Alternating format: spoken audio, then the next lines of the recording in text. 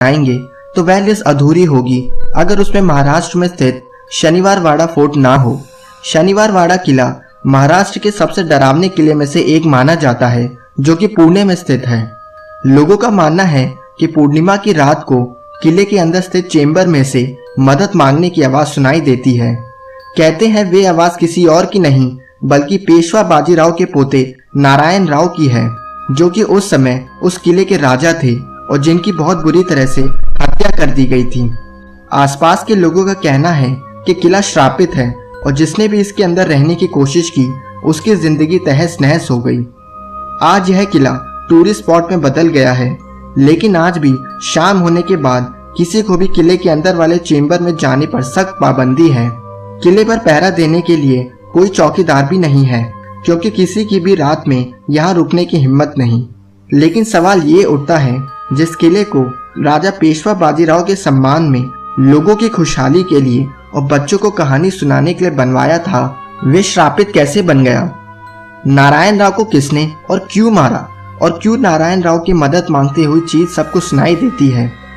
इसे समझने के लिए हमें उस दौर में जाना होगा जब इस किले की शुरुआत हुई।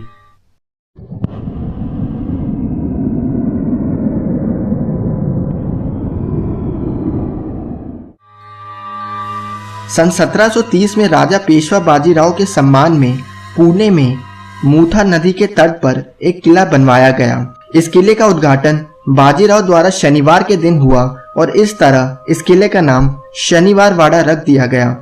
ये किला मानव की अद्भुत कला का एक प्रदर्शन था, लेकिन माना जाता है कि बाजीराव की पत्नी काशीबाई की सहेली ने इस किले को प्रजा की बर्बादी का श्राप दे दिया, क्योंकि उसके पति को बाजीराव ने देशद्रोह का दोषी मानते हुए जान से मरवा दिया था।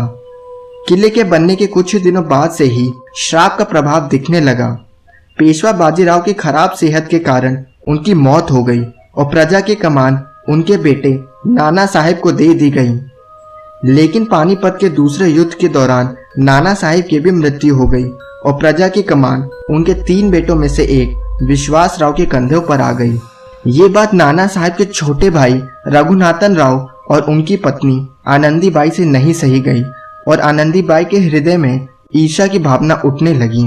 पानीपत के तीसरे युद्ध में विश्वास राव की भी मृत्यु हो गई और राजा उनके सबसे छोटे भाई नारायण राव को बना दिया गया, जिनकी आत्मा भटकने की बात हमने शुरू में आपको बताई थी।